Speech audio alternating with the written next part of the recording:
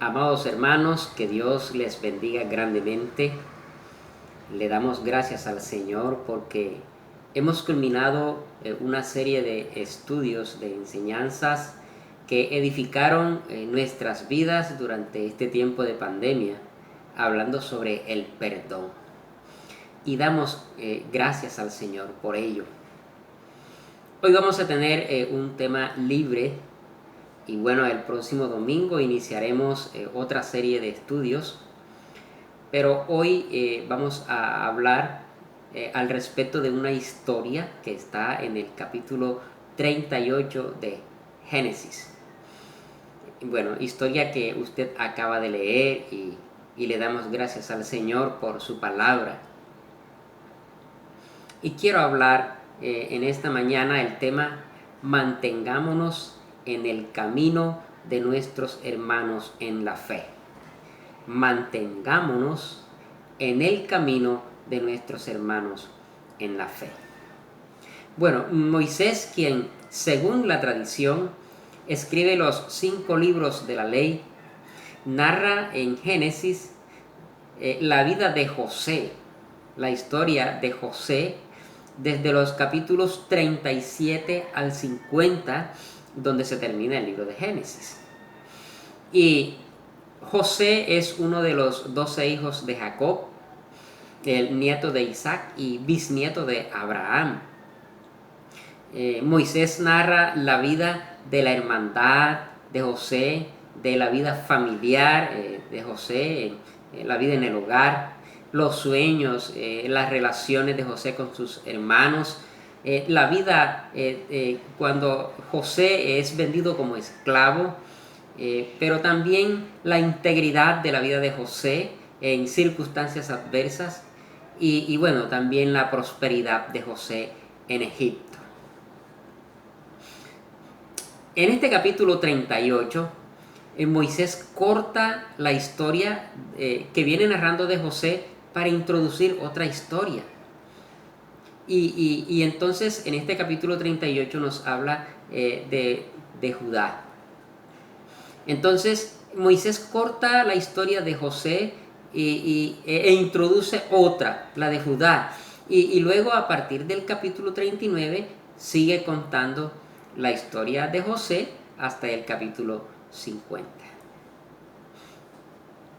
La historia del capítulo 38, que interrumpe la narrativa de la vida de José, tiene como protagonista a Judá, otro de los hijos de Jacob, hermano de José, y también a Tamar. Tamar es una mujer cananea de Adulam, dice la Biblia. Y bueno, causa curiosidad el saber por qué el autor de Génesis corta una historia, en este caso la de José, e introduce otra historia, en este caso un suceso de la vida de Judá. Podemos entonces observar en este pasaje 4 escenas en la narrativa del capítulo 38. Observemos entonces el relato bíblico a través de estas 4 escenas. Y en la primera escena, que está en los versos 1 al 5, dice la Biblia que Judá se apartó de sus hermanos. Judá fue a un pueblo de otra cultura, un pueblo que tenía otros principios, otros valores, otras costumbres, costumbres religiosas de idolatría, y un pueblo cuyo Dios no era Jehová o Yahvé. Y Judá tenía una amistad con alguien de otro pueblo, de un pueblo cananeo, y ese amigo era Irán. Entonces Judá se aparta de sus hermanos y se va con su amigo a otro pueblo que manejaba unos valores morales distintos a los prescritos por Dios en su pacto que él hizo con Abraham, con Isaac y con Jacob, su padre, y también con sus descendientes. Dios le pidió a Abraham, le dijo que anduviera delante de él y que fuera perfecto. Esta decisión de Judá de apartarse de sus hermanos generó otro tipo de decisiones, y cada una de ellas con sus consecuencias. Y entonces es aquí donde tenemos la segunda escena, que va del verso 6 al 11. Y una de las decisiones es que Judá se enamora de una mujer cananea, cuyo nombre no se expresa en la Biblia. Se dice que es hija de un tal Súa y se casa con ella. Se enamora y se casa con ella. Y tiene 3 hijos: Er, Onán y Sela. Judá entonces toma otra decisión, y es que a su hijo mayor lo casa con una mujer cananea. Y esa mujer es Tamar. Pero obviamente criado en un ambiente distinto al de los principios del pacto con Dios, del pacto de Dios, fue malo ante los ojos de Jehová y muere. Dice el relato que Dios le quita la vida. Allí entonces Judá le toca tomar otra decisión. Entonces casa a su segundo hijo con Tamar. Y ese segundo hijo es Onán. Y aquí Judá, tras vivir una vida fuera de la ley de Dios, ahora pretende cumplir su ley haciendo uso del levirato. Esa era una ley que miraremos más adelante. Cuando una mujer quedara viuda, entonces el segundo hijo podía casarse con ella para que los hijos heredaran al padre que murió.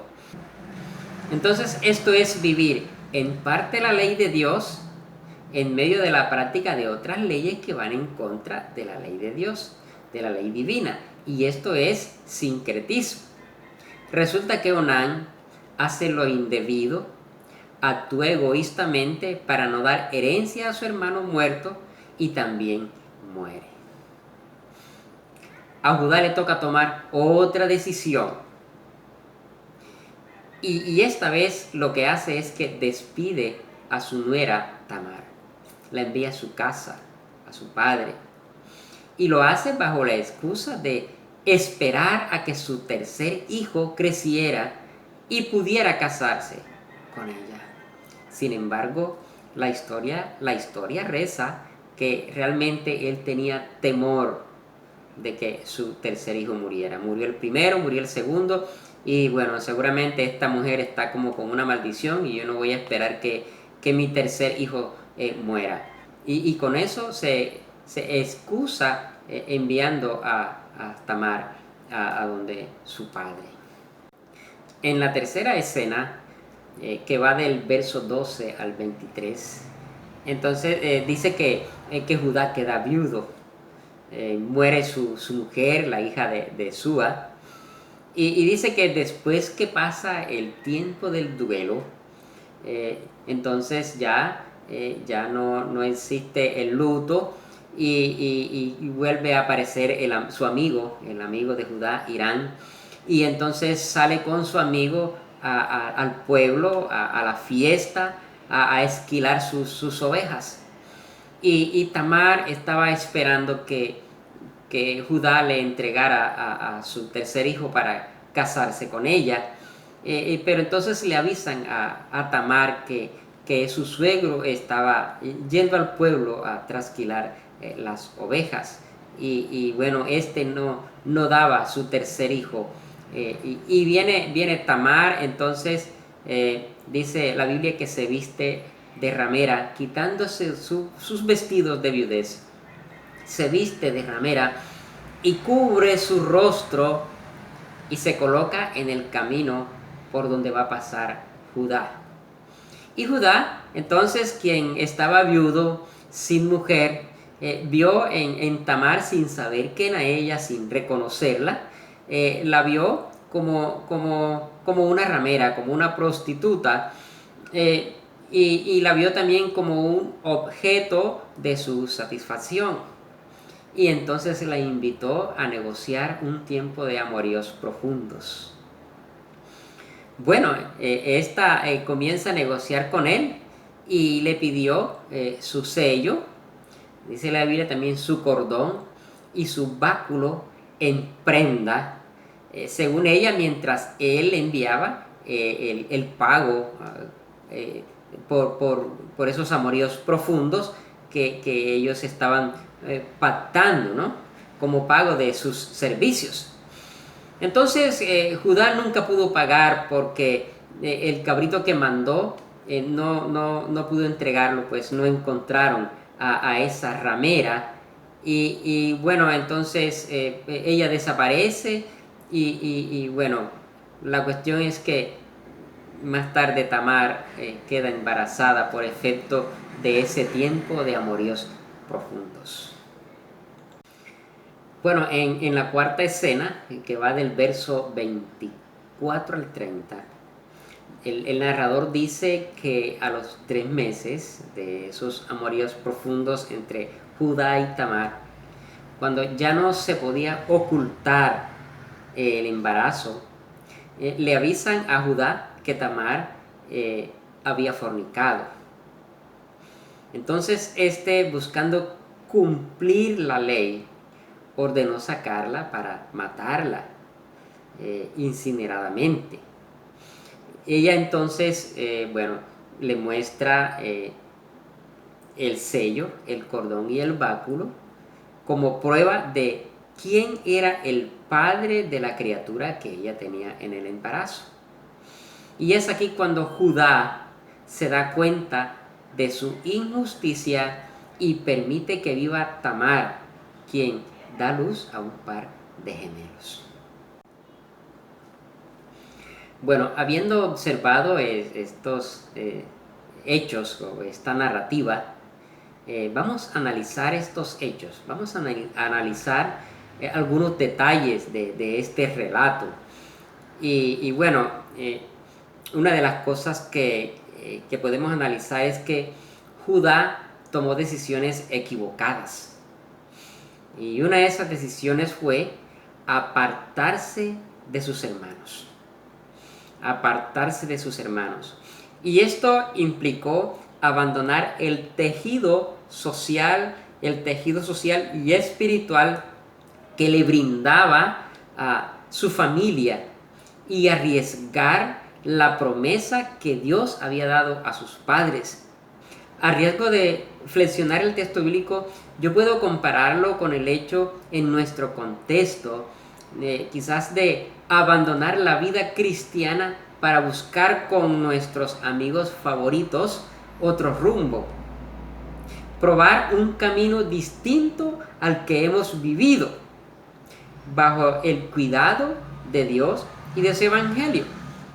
De allí el peligro de los amigos que viven una vida diferente a la de nosotros cuando nos convertimos en ellos y no que ellos se conviertan en nosotros.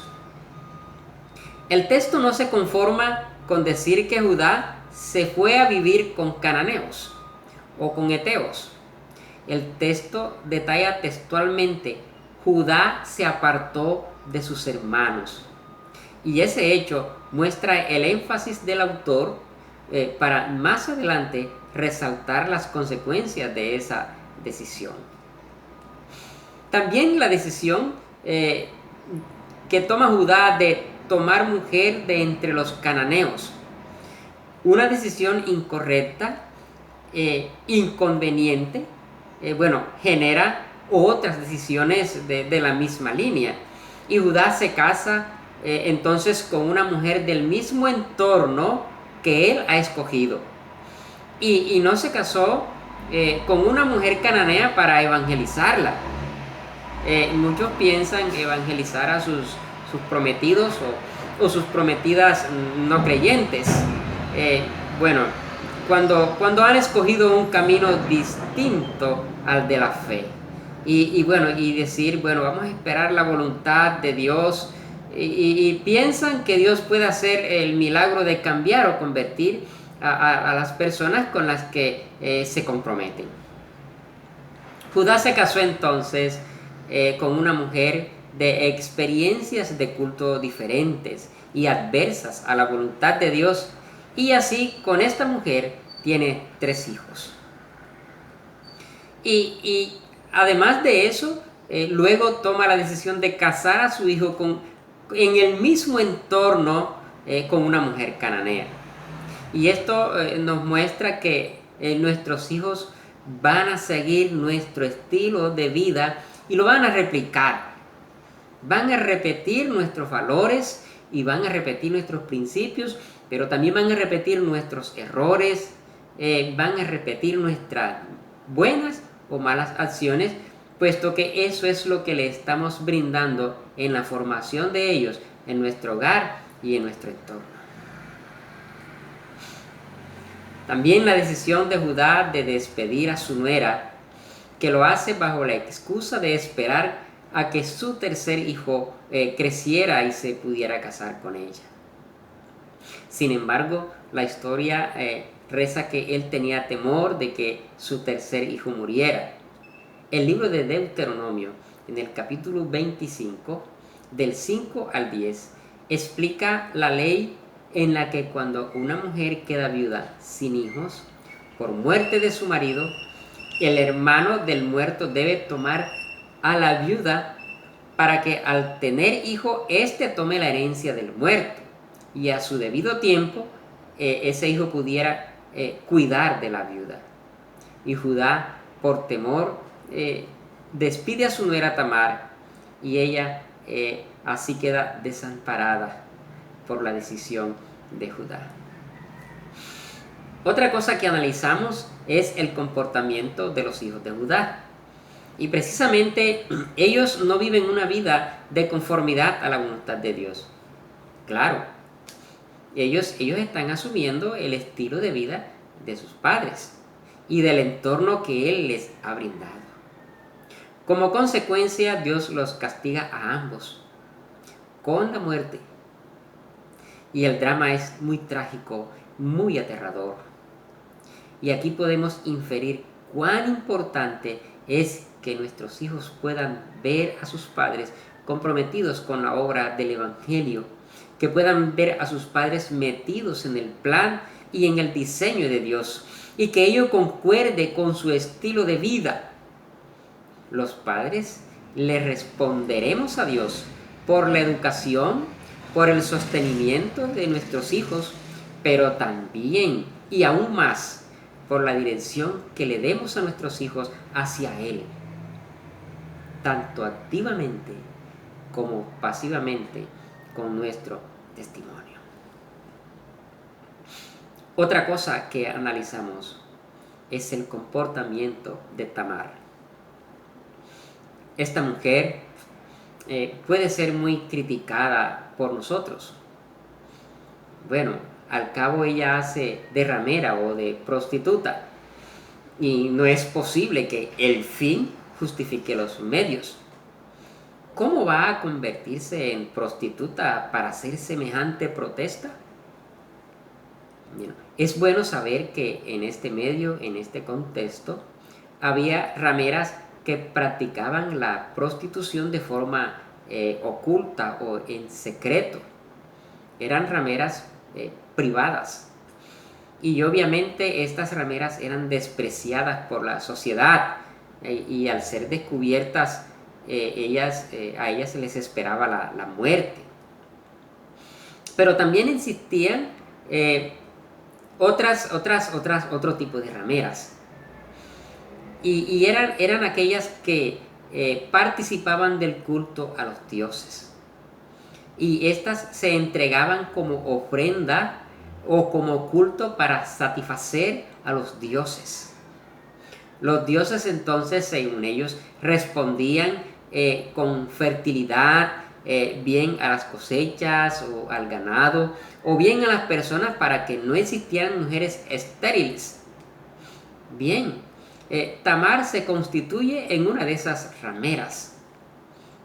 No era una prostituta de esas en secreto, sino que ella en ese momento se convirtió en una de las rameras que le brindaba culto a los dioses. Y bueno, no es que sea bueno lo que ha hecho, pero es bueno saber que para el contexto ella no estaba haciendo algo malo y era normal lo que estaba haciendo, pues ese era el contexto moral o ético de los cananeos. Después de, después de observar esta historia y analizar algunos detalles de esta narrativa, bueno, es bueno saber qué aprendemos, qué nos enseña esta historia, qué conclusiones o qué aplicaciones podemos dar a nosotros, qué relevancia tiene para nosotros en estos momentos este pasaje de la palabra de Dios.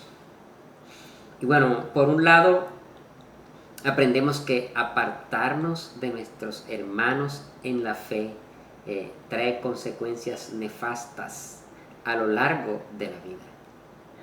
Toda vez que nosotros creemos que también la tendrá después de esta vida presente. Y quiero hablarle a aquellos hijos de padres creyentes que se apartaron de la fe, que abandonaron la promesa, el pacto, la salvación de Dios por sus amigos, por su contexto social, por sus placeres, por el materialismo, etc. Y muchos viven la vida de esos amigos del mundo con sus valores. Muchos de estos valores los cuales se creen como buenos, pero también quieren hacer parte de la gracia de Dios y recibir sus bendiciones. Entonces, estos que se apartan de sus hermanos y viven los valores de sus amigos en el mundo, ellos quieren vivir esos valores, quieren tener esa experiencia en el mundo, pero también quieren experimentar la gracia de Dios y sus bendiciones. Y ese camino escogido también lo van a vivir sus hijos. Ellos van a participar de ese mundo corrupto que a lo bueno lo llaman malo y a lo malo lo llaman bueno. Y ellos lo van a hacer con naturalidad, sin comprender el Evangelio de las Sagradas Escrituras. Obviamente, en ciertos momentos difíciles buscan a Dios. Cuando se complicó la situación, buscan a Dios para que Dios les solucione los problemas. Abandonar a los hermanos en la fe trae nefastas consecuencias para nosotros y para nuestros hijos. También quiero hablarle a los padres. Y como padres tenemos una alta responsabilidad ante Dios para con nuestros hijos. Usted quizás le dirá al Señor: bueno, yo con gran esfuerzo, porque tú, Señor, no me diste una vida económica muy estable, pero con gran esfuerzo, Señor, yo le di la universidad a mis hijos. Todos son profesionales, pero ante Dios la responsabilidad está en cómo le diste a conocer a Cristo a tus hijos. ¿Cómo diste a conocer a Cristo, el Hijo de Dios, a tus hijos? ¿De qué vale ser un profesional que vive apartado de Dios? ¿Cómo le responderás a Dios? Él enseñó su ley y Él enseñó en su ley que a los hijos se les debía instruir en sus mandamientos, en la casa, en el camino, en todo momento, para que conocieran al Señor único y Dios verdadero.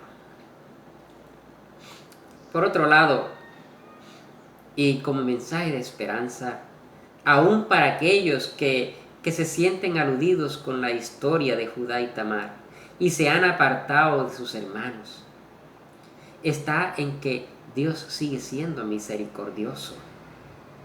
Y Dios es un Dios de oportunidades y dispone las cosas para que su plan se cumpla y nosotros seamos acogidos en su seno. Dios, en su soberanía, permitió todo esto, pero no dejó caer su plan redentor.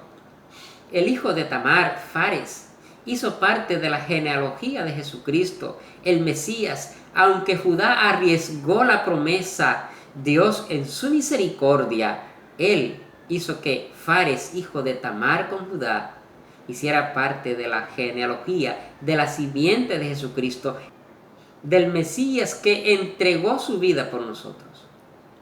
Aunque tú estés apartado de tus hermanos y estés viviendo las consecuencias nefastas de ello, Dios en su misericordia y en su plan redentor aún tiene oportunidad para ti.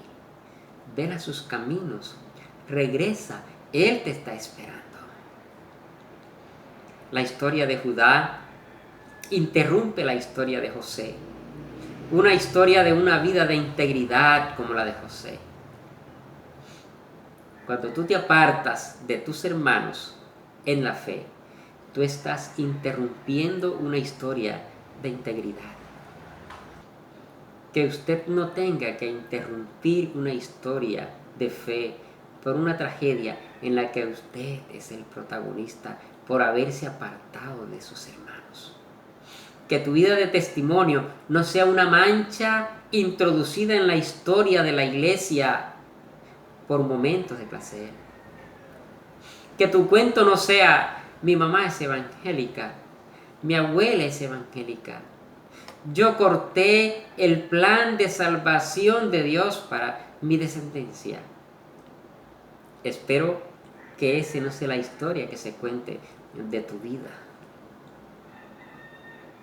Una de las oraciones de la zona es que la iglesia se mantenga firme. Y amado hermano, queremos que te mantengas firme. No te apartes del camino de los hermanos de la fe. Pero si ya te has apartado del camino de la fe, Dios es misericordioso y tiene oportunidades. Regresa a sus caminos. Espero que Dios haya hablado a tu vida y a tu corazón. Amén.